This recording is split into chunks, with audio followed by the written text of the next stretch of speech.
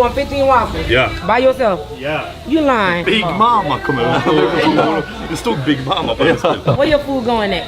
Let me see. Here. You hiding all that? Hercules! Go! Dit is het grootste tankstation ter wereld. We have always seen it in movies and finally we saw it in real life. Legendary gallon of milk.